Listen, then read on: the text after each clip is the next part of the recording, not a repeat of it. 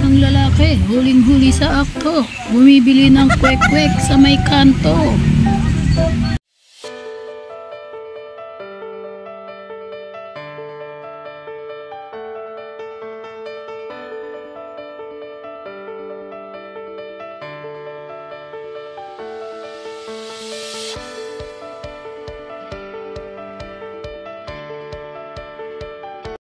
Ayun na nga, inabot na nga kami sa kalsada. Actually guys, galing kami ng Manila dyan. Hinatid namin yung pamangkin ko, yung panganay ng kuya ko. Diba, alam niya naman, wala na yung kuya ko. So, minsan lang, ito yung first time na nahiram namin siya.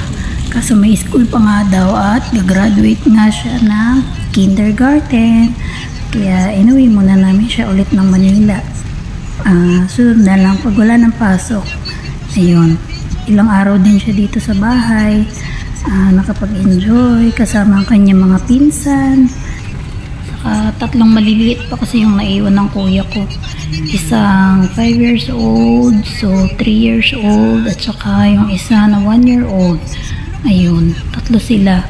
Yung 2 lalaki, yung isa babae. Yun, sila yung mga naiwan ng kuya ko. So, syempre, no, medyo kahit paano, kunin naman natin, ipasyal-pasyal din.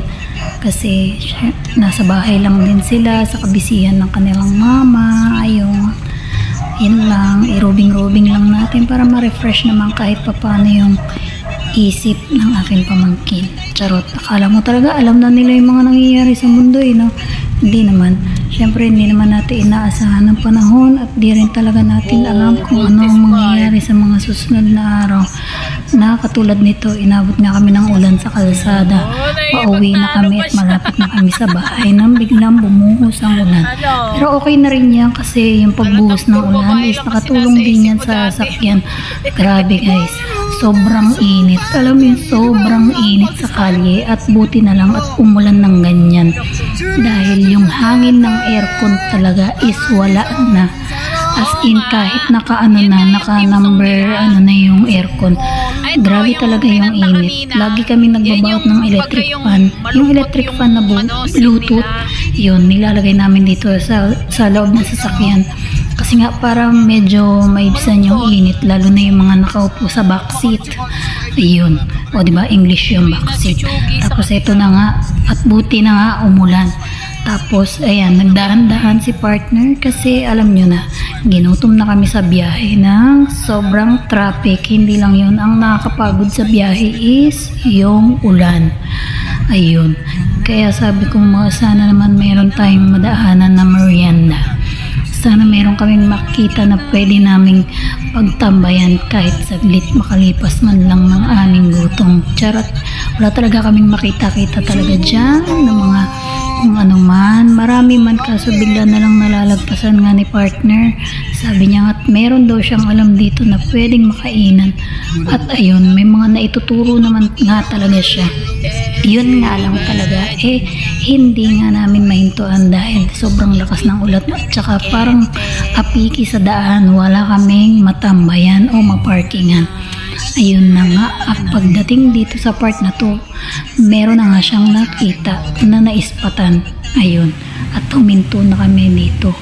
Ayan, o diba guys, kita na naman, bigla siyang bumaba ng sasakyan at biglang ma-order dyan. Ayan, syempre masarap din naman yan, at saka tikman natin, mukha namang masarap. Tatry natin kung gaano kasarap ang sauce na gawa ni kuya. O diba? Kasi diba, sa dami rin nagtitinda ng mga ganyan, mga tuhog-tuhog, kwek-kwek, fishball cake, mga ganon, is hindi natin alam kung masarap yung sauce. Karamihan talaga is gumawa lang talaga ng sauce, at karamihan naman din talaga is merong masarap na sauce. O yun na yun, basta yun na yun. Bahala kayo dyan, intindihin nyo na lang. Kasi ako nagtinda rin ako niyan, pero masarap ako gumawa ng sauce. Kasing sarap ng gumagawa ng sauce. Ganun lang yun. Charot. Ayun. Ewan ko, ilan yung binili ni partner dyan na kwek-kwek. At Tsaka hindi ko alam kung ano pa yung mga binili niya dyan. Basta sabi niya is bumili siya kasi nagtanong nga siya sa akin, ano bang gusto mo? Bahala ka kung ano yung gusto mong bilhin at pwedeng kainin. Basta yun na yun. Basta naman dyan, pwede na yan. Oo nga pala guys, no? Yung pagkain namin ng mga ganitong street food is bibihira na nga namin makain ito. Sa totoo nga, kasi bawal na to sa akin. Yun lang. Ayan. Lika na at kumain tayo guys. Tara let's. At maglaway kayo ulit sa trip naming dalawang mag-asawa. Yun lang. Tara go! Mariana! Puga! Puga! Po tayo mga kapuso. Hanap buhay muna tayo. Music muna tayo mga kapuso. Dahil meron pang magandang music sa inyo si Abby sa magandang awitin din. Kaya huwag kayo maglalako. Sarap po, sarap. Pagbabalik po mga barangay ang sikat sa barangay. Dito lang yan sa barangay LS 97.1 Forever. Sarap yung ano niya. Parang hot cake. Chicharong bulaklak daw.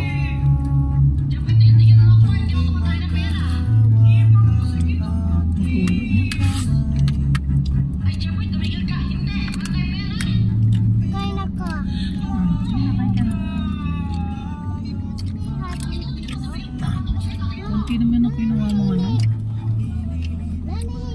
Mga sibuyas. Wala na.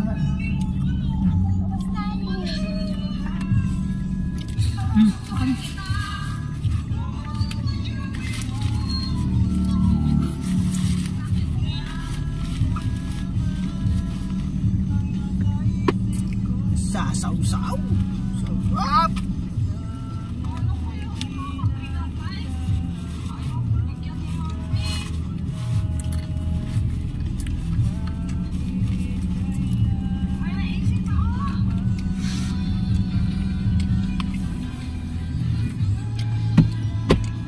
Chicharon, lakbo-lakbo.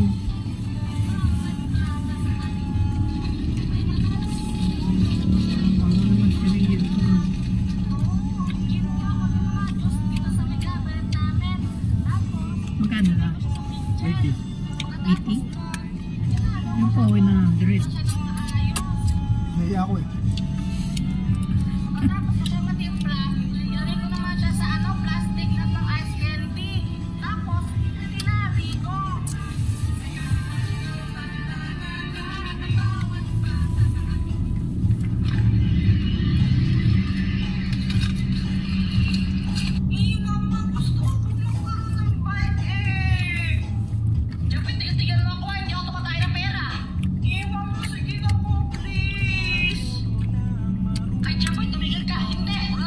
Want mo? Want mo? Ayaw mo na? Want mo? Walang Yung pikyam. pikyam, di ang pikyam.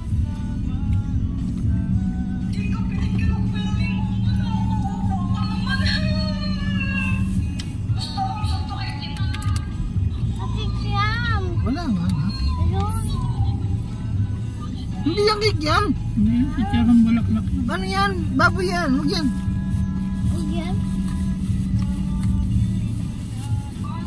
Magpatikim eh.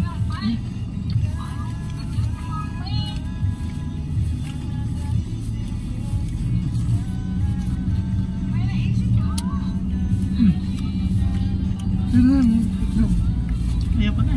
Look. Kay Liam. Bilisan mo nak, meron pa dito isa itlog.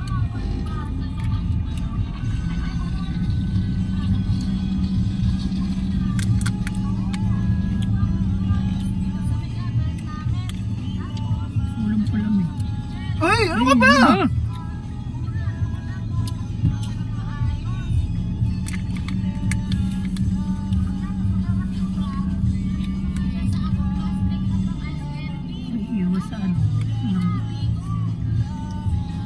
Problema.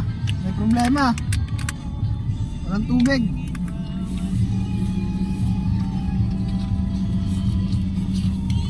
Sarap yung sausawan, no? No? Parang makantin. Hindi, Elian. Ha? Hindi ba sarap? Gawin mo ito. Mupo ka? May matusok ka eh. Ay nako. Upo. Kami yan.